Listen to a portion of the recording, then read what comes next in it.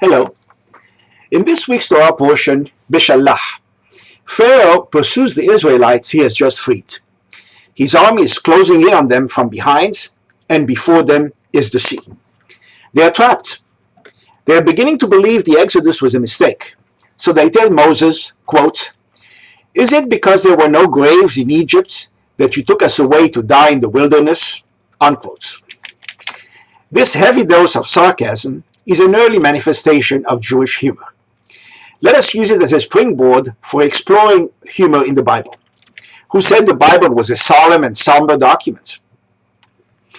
The Bible mentions laughter 50 times, excluding references to the patriarch Yitzhak, whose name means he laughs.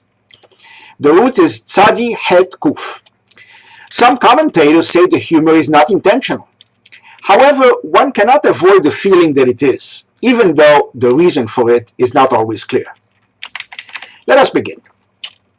In the book of Genesis, we learn that the matriarch Sarah cannot conceive, try as she may. So she tells her husband Abraham to try a form of surrogate motherhood.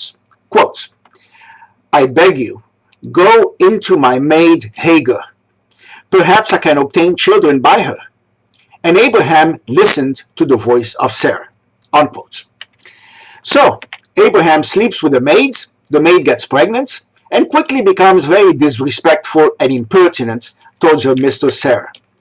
So a very angry Sarah runs to her husband Abraham and tells him, quote, "This is all your fault." Unquote. One is entitled to wonder why she thought it was his fault when he only did as he was told. Later, God tells Sarah she will have a child after all. She's incredulous. Quote, "And Sarah laughed, saying, 'Shall I have pleasure when I'm old? My husband is also old.' And the Lord said to Abraham, who did not hear Sarah, 'Why did Sarah laugh, saying, "Shall I bear a child when I'm old?'" Unquote. The funny part is that God does not report to Abraham all that Sarah said. He leaves out the part where Sarah suggests Abraham is too old to perform. God did this for Shalom Bait, to keep peace in the family. Based on this, the Talmud concludes it's acceptable to tell white lies to spare people's feelings. It turns out Abraham had the last laugh in this matter, no pun intended. After Sarah dies, he marries Keturah and has 6 sons by her. God decides to destroy the wicked twin cities of Sodom and Gomorrah. Abraham bargains with him, Middle East style, to try to prevent the destruction, if some righteous people are found there. Quote, "And Abraham drew near and said to God, 'Will you also destroy the righteous with the wicked? Perhaps there are only 50 righteous inside the city. Will you also destroy and not spare the place for the 50 righteous who are in it? Far from you to do so, to slay the righteous with the wicked, and that the righteous should be as the wicked. Far from you. Shall not the judge of all the earth do right?' And the Lord said, 'If I find in Sodom 50 righteous people, I will spare the whole place for their sakes.' And Abraham answered and said, 'Behold now, I have taken upon me to speak to the Lord, I who am but dust and ashes. Perhaps there shall lack 5 of the 50 righteous. Will you destroy the whole city for lack of 5? And God said, 'If I find 45 there, I will not destroy it.' And Abraham spoke to God again and said, 'Perhaps 40 shall be found there.' And God said, 'I will not do it for the sake of 40. And Abraham said to God, 'Oh, let not the Lord be angry with me, and I will speak just this once. Perhaps 30 shall be found there.' And God said, 'I will not do it if I find 30 there.' And Abraham said, 'Behold now, I have taken upon myself to speak to the Lord. Perhaps 20 shall be found there.' And God said, 'I will not destroy it for the sake of 20. And Abraham said, 'Oh, let not the Lord be angry, and I will speak just one more time. Possibly 10 shall be found there.' And God said, 'I will not destroy it for the sake of 10. And the Lord went his way as soon as he had finished talking to Abraham, and Abraham returned to his place." Unquote. Abraham obviously knows how to negotiate and knows when to stop negotiating. But when Sarah dies, he is desperate to find a place to bury her, and offers to buy a cave from a man named Ephron without negotiating. Ephron replies, "No, my lord, listen to me. I have already given the field to you. And as for the cave that is in it, I have given it to you as well. In full view of my countrymen, I have given it to you for free. Bury your dead." Abraham, who is no dupe, insists on paying. "If only you would listen to me. I am giving you the money for the fields." Ephron pretends to protest, but slips in the very high price he is demanding, taking advantage of the situation. "My lord, hear me. A piece of land worth 400 silver shekels. What is that between me and you? Bury your dead." Abraham gets it and pays Ephron that outrageous price. In the Middle East, people don't always mean what they say. Later, a man named Shechem has intercourse with Jacob's daughter Dinah. He sends his father to ask her father Jacob for her hand in marriage. Shechem's father thinks that by so doing, quote, "their livestock, their possessions, and all their animals will be ours," unquote. Jacob agrees, provided all the males in the tribe are circumcised. The deal is struck. Shechem then orders all the males circumcised.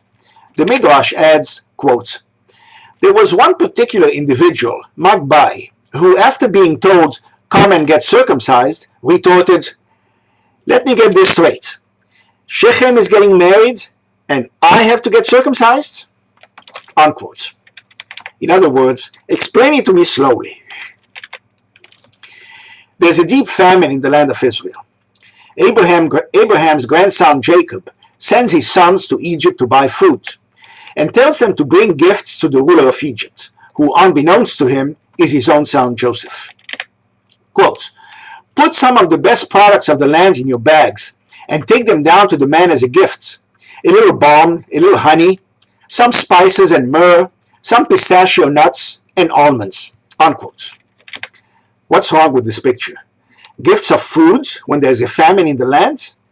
One would have expected the gifts to consist of precious stones or carpets or fancy clothing. Much later, Moses gets the Israelites out of Egypt and goes up to Mount Sinai to get the Torah from God. Left alone, the people get scared and ask Aaron, Moses' brother, to make them a golden calf so they can worship it. Aaron obliges. Later, an angry Moses comes back and confronts Aaron. Aaron replies, They gave me their gold and I just threw it in the fire and out came this calf." Unquotes. In other words, miracles are happening left and right, so why should you be surprised? The Israelites in the desert get tired of manna from heaven and demand meat. God gets a little impatient with them. Quote, "And the Lord said to Moses, 'Say to the people, tomorrow you shall eat meat. You shall not eat it 1 day, nor 2 days, nor 5 days, nor 10 days, nor 20 days, but you will eat it for a whole month until it comes out of your noses, until it becomes disgusting to you.'" Unquote. Moses then tells God, "Meat for all these people? God, this one may be too big even for you." Quote, "And Moses said, 'There are 600,000 of us, and you said I would give them meat to eat for a whole month? Will it be enough if we slaughter all the flocks and the herds? Will it be enough if all the fish of the sea are offered to them?' And the Lord said to Moses, 'Has the Lord's hand become short? You shall see now whether my word shall come to pass to you or not." Unquote. Translation, God replies, "Oh yeah? You just watch." Later, Moses faces a rebellion. A man named Korach puts together a group to follow him back to Egypt. Moses summons the rebel leaders for a little talk. But they refuse to go meet him, saying, quote, "Lo na'ale, we will not go up," unquote. And that's what happened. They did not go up.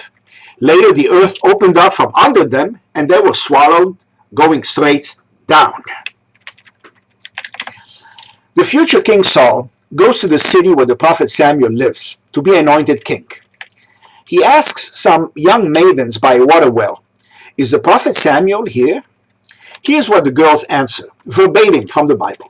Quote, "He is. Behold, he is before you. Make haste now, for he came today to the city, for there is a sacrifice of the people today in the high place. As soon as you come to the city, you shall find him, before he goes up to the high place to eat. For the people will not eat until he comes, because he blesses the sacrifice, and afterwards those who are invited eat. So therefore go up, for about this time you shall find him." Unquote. The Talmud asks, why did they make such a long story of it? And gives three answers. 1, because women are fond of talking. 2, because the girls wanted to feast their eyes on Saul's good looks. Indeed, the Bible tells us, quote, "There was not among the people of Israel a more handsome person than Saul. From his shoulders and upward, he was higher than any of the people." Third, because Saul was not meant to be king until a certain moment, and God made the girls delay him until that moment. The future King David is brought before King Achish and pretends to be insane to avoid being recognized. King Achish tells his servants, "Why did you bring this man to me? Does it look like I don't have enough lunatics in my kingdom that you have brought this one also to carry on in my presence?" Unquote. King David is old and near the end of his reign. The Bible tells us, quote, "And King David was old and advanced in years. They covered him with blankets, but he could not become warm. So his servants said to him, 'Let us find you a young virgin, and let her stand before you, and be your attendant, and let her lie in your bosom, so that you may become warm.' And they looked for a pretty girl throughout all the territory of Israel, and found Abishag, a Shunammite, and brought her to the king. And the girl was very pretty, and she attended the king and ministered to him. But the king did not have intercourse with her." Unquote. The Talmud adds more detail. Quote, "Abishag said to King David, 'Let us marry.' But he said, 'You are forbidden to me, since I already have 18 wives, which is the maximum allowed.' She teased him. When courage fails the thief, he becomes virtuous. That is, you can't do it anymore. Then King David said to his servants, 'Bring me my wife Bathsheba.' On that occasion, Bathsheba dried herself 13 times." Unquote. So, King David had intercourse with his wife 13 times in a row to show Abishag he still could do it. The prophets fought rampant idolatry in the land of Israel tooth and nail. The prophet Elijah did not hesitate to use heavy sarcasm towards a group of idolaters. Quote, "And Elijah said to the prophets of Baal, 'Call on the name of your gods.' And they called on the name of Baal from morning until noon, saying, 'O Baal, hear us.' But there was no sound, no response. And it came to pass at noon that Elijah mocked the prophets of Baal and said, 'Shout louder, for he is a god. Maybe he is deep in thought, or maybe he is relieving himself in the bathroom, or maybe he's on a trip, or maybe he's sleeping, and you should wake him.'" Unquote. Let me conclude with a quote from King Solomon's book of Proverbs, summarizing what happens when you wake up someone too early in the morning. Quote, "If you rise up very early in the morning and wake your friend with a wonderful blessing, your friend will consider it to be worse than receiving a curse." Unquote. These very human considerations show that things have not changed in biblical times. We're still the same human beings today as we were back then. I will stop here and wish you a Shabbat Shalom.